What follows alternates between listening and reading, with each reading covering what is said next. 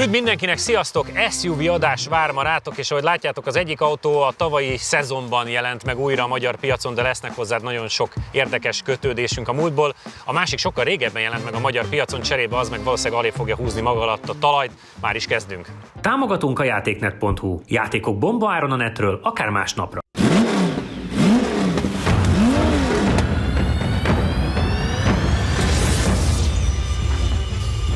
MG. Nekem nagyon sok kötődésem van ez a márkához, főleg azért, mert még Széll Zsoltiék ellen versenyeztem, akkor még MG volt az N3-ban, amikor kezdtem a rallizást, és emlékszem, hogy gyári MG támogatott autóval mentek, úgyhogy sosem szerettem, őszintén szólva, mert zöld volt, és megpróbált megverni, akkor én még nagy Opel Fighter voltam.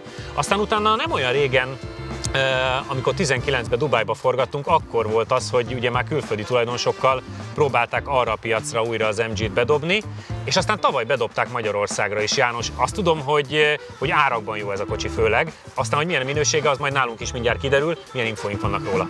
Hát figyelj, az MG márka, ugye, mint angol vagy brit márka, ugye ez szerintem az egyik legrangosabb volt annó. Nekem például MG TF-fel van kalandom, mert közös barátunknak például volt egy, de ültem régen egy-két ilyen MG-be, nekem annó azok nagyon tetszettek, ez pedig ugye egy teljesen más világ, amióta más a tulajdonos, ugye egy kicsit más a célcsoport is, és hát ez pedig tényleg az eddigi MG palettával szerintem semmilyen módon nem illik bele. Csináltak egy szabadidőautót, ami ráadásul plug-in hibrid, és egy 1.5 benzinhez van még társítva egy elektromotor, összesen 258 lóerő, első kerékhajtás, tehát ugye alapvetően egy tök jó pofa kombináció. Nekem ami sokkal biztatóbb egyébként az adatoknál az, hogy 7 év garanciát vállalnak rá, és 150 000 kilométer. Az adatoknál? Igen. Hát azért, mert ugye ez, és itt látszik, hogy amit mondanak, hogy a Kiához meg a Hyundaihoz szeretnének majd valahogy magukat pozícionálni, hát garanciában már most oda pozícionálják magukat. Nem tudom, hogy milyen, nem ültem benne annyira süs még az egész, de ettől függetlenül azt látom, hogy az emberek úgy szívesen látják, meg ugye halljuk is, hogy a nyílt hétvégén mennyien voltak, hogy előrendelésbe elkelt egy csomó, tehát hogy valószínűleg lesz egy pár ilyen az utakon. 258 lóerő elsőkerékhajtáson, alapvetően nem hangzik rosszul egy SUV-tól. Csabi, neked milyen emlékeid vannak? Egyáltalán nem hangzik rosszul, ugye mentünk már ennél picit gyengébb ilyen SUV-kkal, tudod, CX-5-ből voltak. 53-4, figyelj, nagyon képbe vagyok. Ugye 53-4, 53-5 olyasmi, az a target idő. Persze azok, mivel nem plug-in hibridek voltak, egy picit valószínűleg könnyebbek voltak, de viszont kicsit gyengébbek is. Tehát, hogy nagyon kíváncsi vagyok, hogy időben, mert úgy méretben kb. Én oda sorolnám.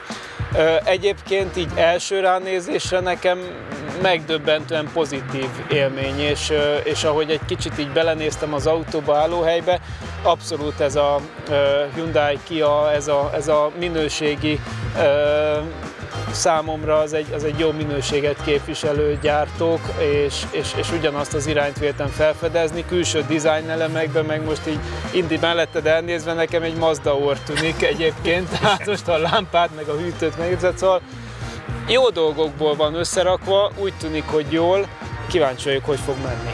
Játszátok le, és kezdhetünk utána. János? Mehet, ha annyira kíváncsi.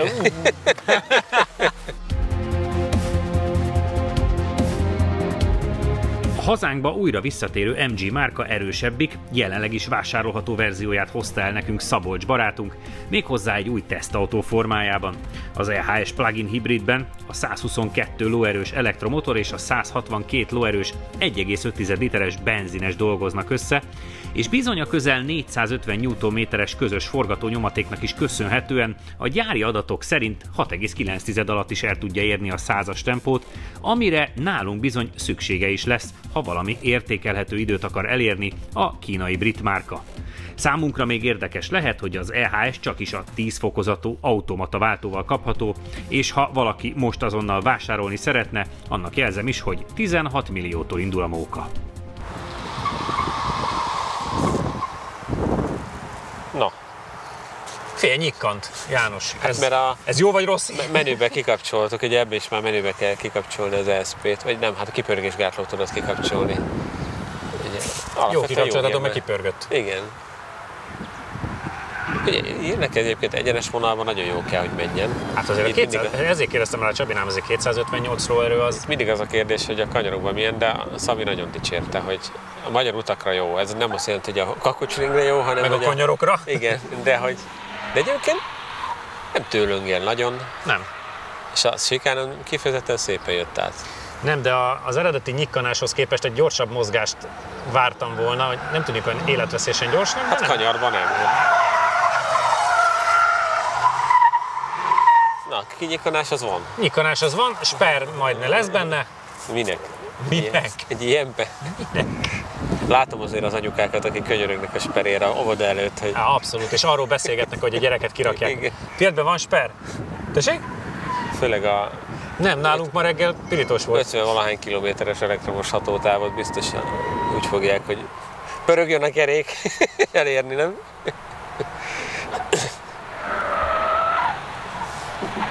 Olyan, mint egy kicsit ilyen hosszú féktávot venne a sikán előtt. Kíváncsi vagyok, mit fog rá mondani.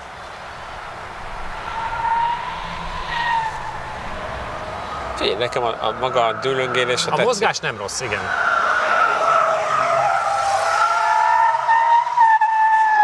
És erős, mert hogy folyamatosan differálnál le. Finom kék füst. Na halljuk. Mit mond? Nem halljuk. De maradtunk ennél most. Igen. Akkor nem tudom azért. Első kör 53,872. Idő 1 perc 42, 130. Az azoknál az időknél azért egy 4/10-del lassabb, amiket szoktunk. Hát MG-ből nem tudok mihez hasonlítani, kedves János.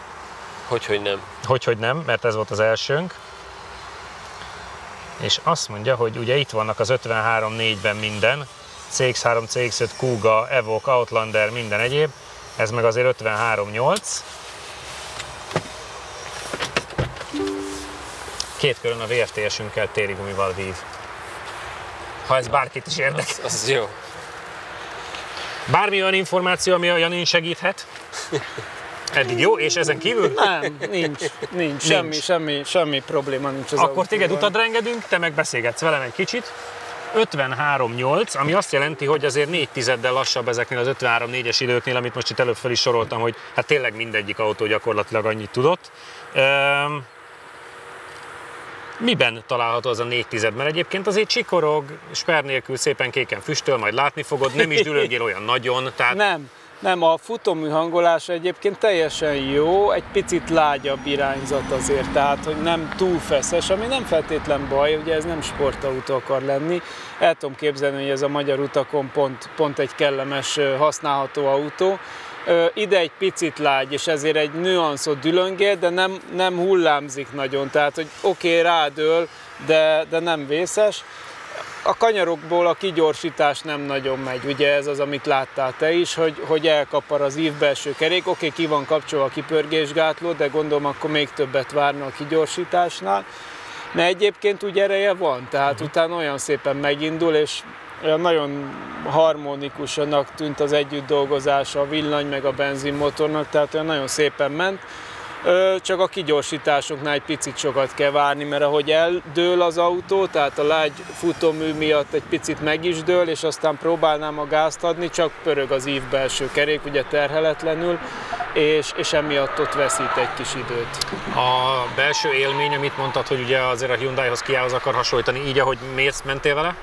Figyelj, abszolút semmi kifogást nem tudok felhozni, az az igazság, úgyhogy így nyilván ez nem egy hétköznapi teszt, hanem ez egy teljesen más, amit itt próbálunk az autóból kifacsarni, de így az első benyomásom nagyon pozitív. Úgyhogy így elsőre én azt mondom, valaki nem villogni akar az autóval, hanem használni. Meg az árértékarányt nézik. Igen, de egyébként gyönyörűek a kijelzők, szép, tiszta, olvasható, jó a grafika, jól néz ki, áttekinthető a belső tér. Oké, nincs benne semmi trúváj, tehát nem akarja megváltani a világot, de itt nem is erről van szó.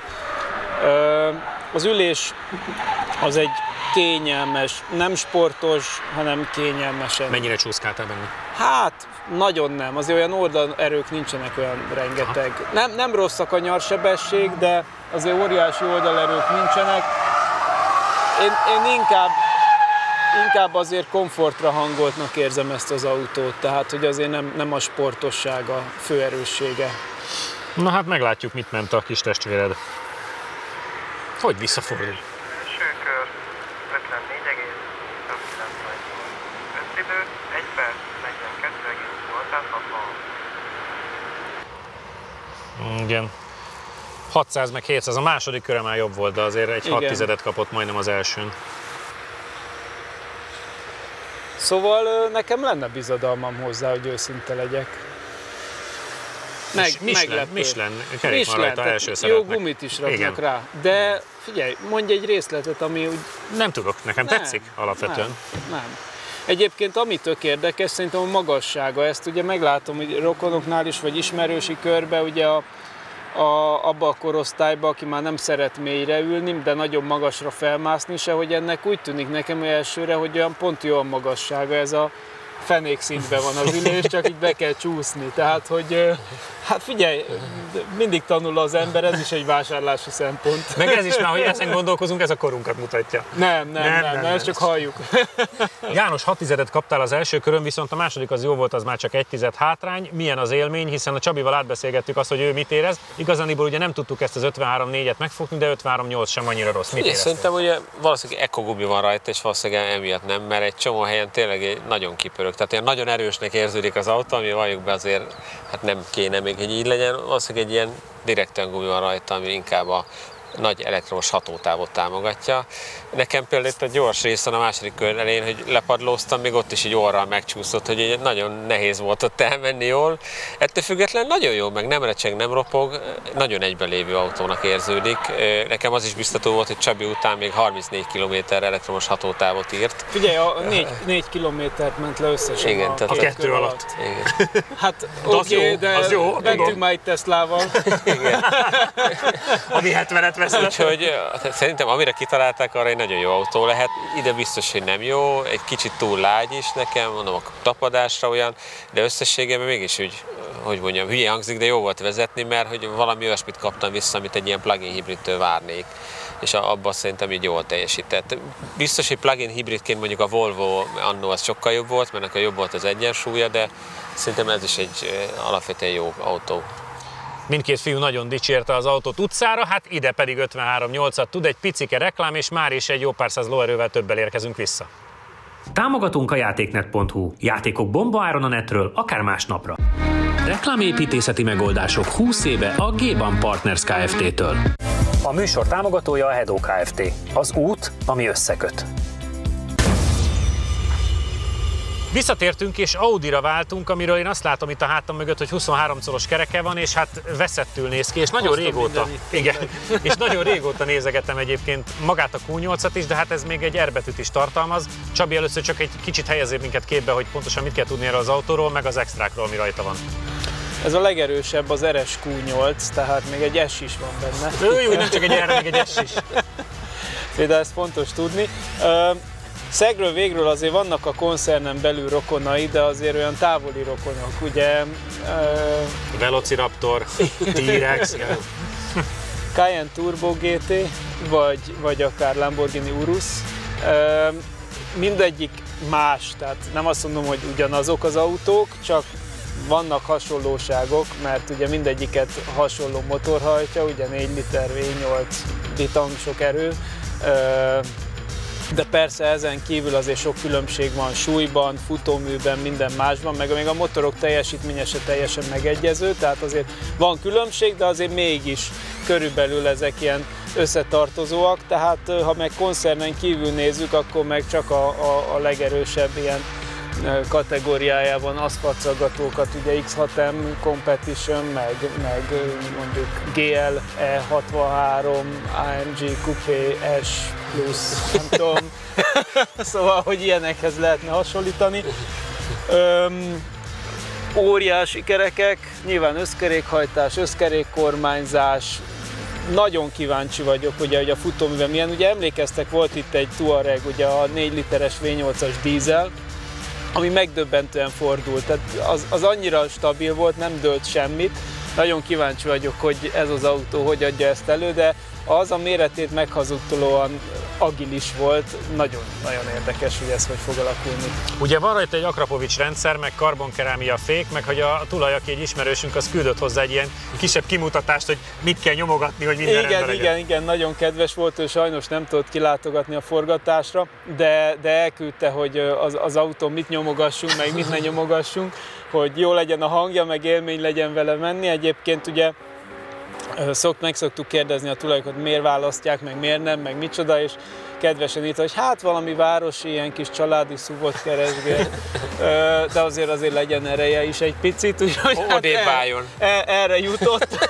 Jó, azt is meg szoktuk kérdezni, mi a kedvenc emléke a kocsival, és azt írta, hogy Svájcban, Ausztriában és Olaszországban volt ilyen autós túrán, ahol csak szupersportkocsik voltak ellene, de ő sehol nem maradt le. János, ezzel az információval dobom át neked a labdát, hogy mit vársz?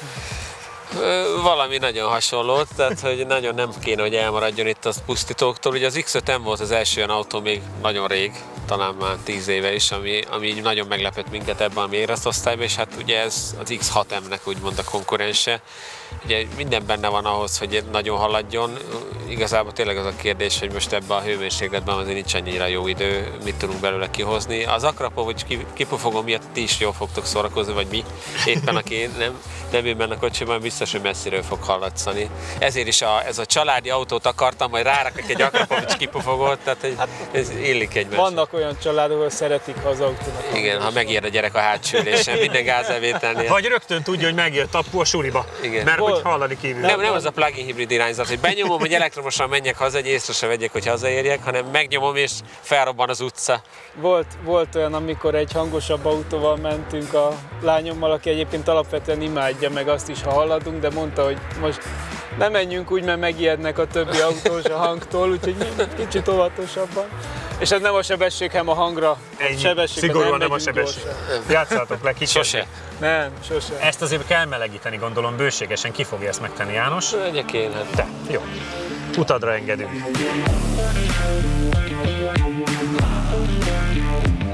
A szériában is 600 lovas RSQ-8-ra már régóta fentük a fogunkat, és szerencsére egy ismerősünk 2021 végén hozzájutott egy kellemes verzióhoz, amely ráadásul Akrapovics kipufogóval is fel van szerelve. A kocsi kicsit nehéz őszintén szólva, hiszen a gyári súlya is 2400 kg körül van, de a tulaj elmondása szerint is az egyik legjobb élmény az volt, hogy egy svájci-osztrák hegyi autózáskor sehol nem maradt le vele a sportkocsikkal érkező barátaival szemben, ami bizony mutatja, hogy meglepő eredményre lehet majd képes nálunk is. Összkerékhajtás természetesen és karbonkerámia fékek a kellő lassulásért, ezek is mind a felszerelés részei, ahogy a 800 Nm fölötti forgatónyomaték is. Egyébként most így jobban nézegetve el tudom fogadni a tulajnak az érvelését, hogy egy kellemes családi autót akartam, mert egy odébb lehet állni. Én akkor is el tudtam, amikor mögöttünk állt. Ugye? De így kicsit ilyen nagy volt, de igen, családi. Végül is ez egy jó családi autó, nincs ezzel baj. Kíváncsi vagyok, amikor az Akrapovics gombot megnyomjátok. Megnyomtuk. Ja, már megnyomtuk? Hát igen, csak gáz kell adni hozzá. Praktikus, van csomagtartó, meg biztonságos a gyerek szállítására. Ugye? Nem késik el akárhonnan. Se. A Holdról. A Holdról se, oda is odaugrik egy percen. Nem kell a gázolajszagot szagolnia. Ez csupa jó hírek. Rengeteg előnye van ennek, úgyhogy meg tudom érteni, hogy... Jó, rendesen úgy gyorsugat, meg úgy puffog, mint hogyha egy versenyautó jönne. És hát amikor mondtad, utaltál a Touaregre, hogy nem dülöngélt, ez nem dülöngél, ez nem mozdul meg a kanyarokban. Igen. Nagyon durva. Hát erre kíváncsi vagyok. Erre most én is nagyon. Mert azért ebbe van kakaó, meg van potenciál.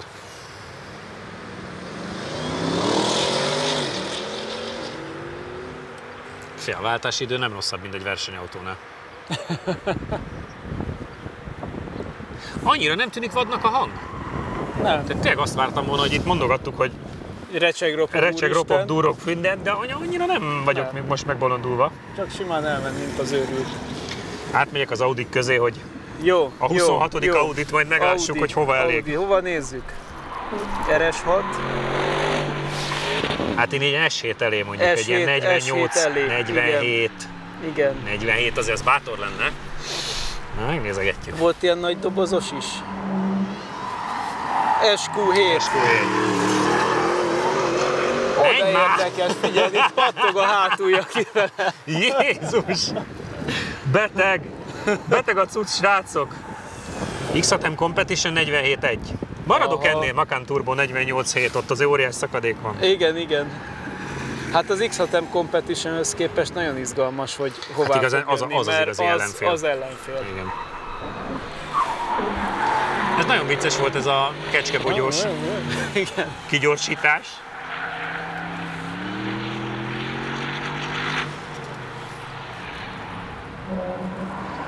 De tényleg nem dülögél, ahogy mondtad? Nem. Valahogy úgy látom, hogy azért Jani küzd vele. Küzdött egy picit, én is ezt Igen? érzem, de nagyon kíváncsi vagyok, hogy ehhez képest mit tud időben. Első kör 46,630. Összidő 1 perc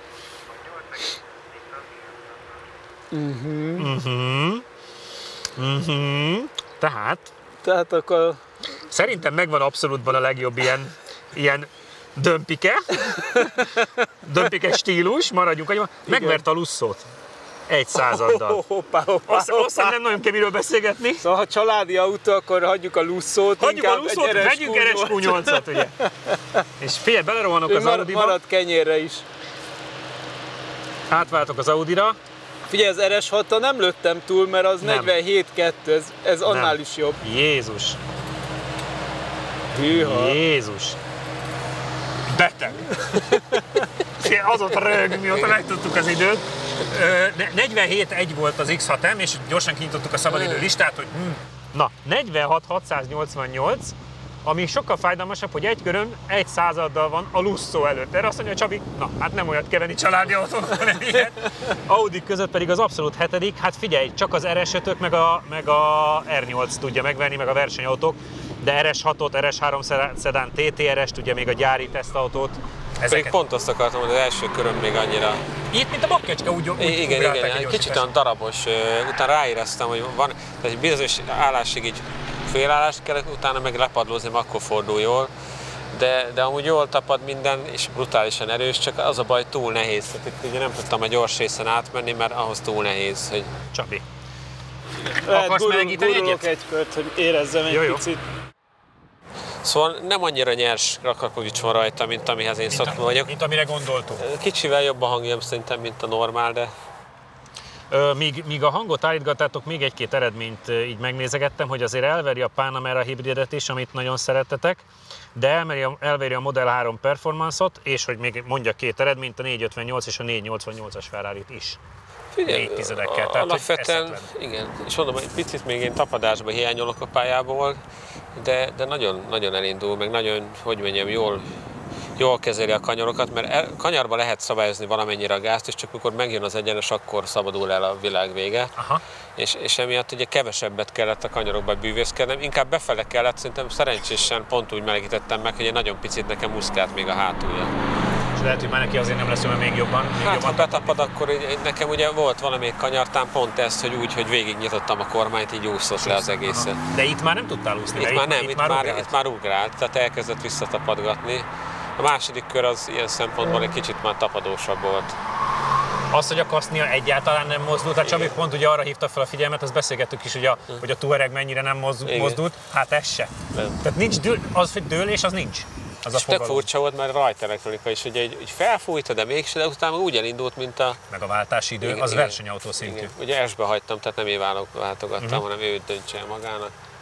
Ugye sokszor láttuk már ezt, hogy inkább Sajnos ő... ezeknél az autóknál sokkal jobb, hogyha hagyjátok békén. Tehát meg se nyikkan, de úgy elmegy. Igen. Igen, és azért 3-at levált gyorsan a biztonság Igen. ellenére az egyenesbe, igen. Nagyon-nagyon erős, ugye 800-as nyomaték azért az... Na, És hát 600 lóerő, igen. igen, az... Egész jó gumi van rajta, azt is néztem. Igen, egy Continental van, és nagyon kis tapadós. Én amúgy is szeretem az Audi RS modelleket, ugye sokan azt hiszik, hogy nem. Az a baj, hogy tudod jó, hogy nekem ugye az RS-ot ezek mellett nagyon ott vagyok. Ebben még a kormányzásban is több érzet van, mint a legtöbb. Tehát, hogy így ez nagyon kis benge autó, még ahhoz képest is egy bazi nagy bálna. Tehát... Hogy egy nagy teve, igen. Inkább elvette ő is azért, mert ugye neki is előjött volna a pattogás. Arra jöttem rá, hogy akkor jobban fordul, ha lepadlózod, a összkerék jobban átmegy hátsó kerékbe. Aha. tudjuk a négykerékkormányzásnak a hatását bármennyire érezni? Hát kanyar bejáratokon azért érződik, hogy oda teszi magát. Szerintem azért húzgált el nekem néha, mert ugye nagyon befordul. Nagyon jól működik az egész. Tehát... Az egyenesben itt a családi autónak szerintem tökéletes. Tökéletes, nem? Egyébként még Nigelnak szoktam kiüzenni, most is mondanám, hogyha már nézi a műsort, hogy 1/10 előnye van már csak, úgyhogy húzni kéne az ő családi autóján is. Igen. Hát Vagy át kell állni egy ilyen. Igen. Egyébként ebből ugye nagyon komoly tuning példányok is léteznek már, akár pont Csík Norbi barátunknál is. És még 1,5.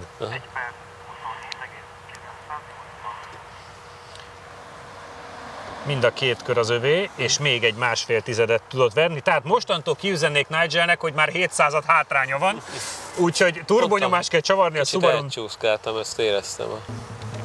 És ezzel egyébként az Audi között is még egy helyet tudott szerezni, mert megvert még egy RS5-öt.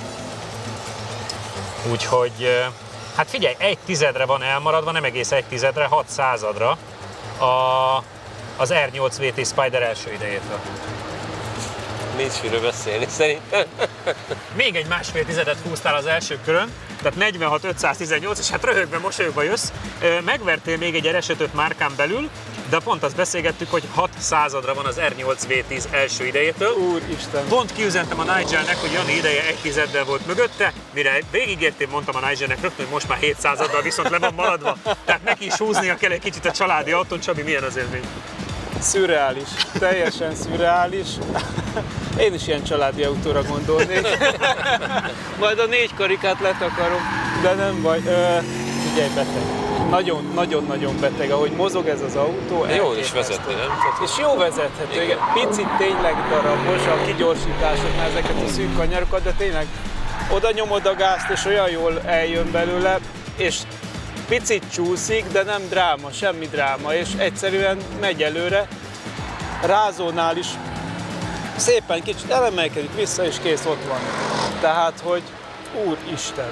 Tehát magasan a legjobb SUV időnk, Hát magasan. de hogy azért azt kijelenthetjük, hogy ez alapvetően is egy botrányosan jó idő. Emlékeztek arra a kombi Seat Leon Cuprára, ami tuningolt volt, és nem értettük, hogy mi van, az is ilyen családi autó? Még azt is megveri. Simán. Hát figyelj, vagy hogy mondjam,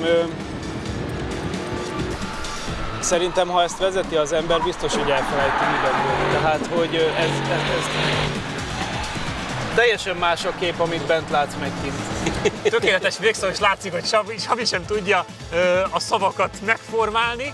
Lássuk, hogy mi lesz a jövő héten, és utána tartsatok majd velünk Insta, Facebook, YouTube, és természetesen lesz jövő héten is Lap Timing. Sziasztok!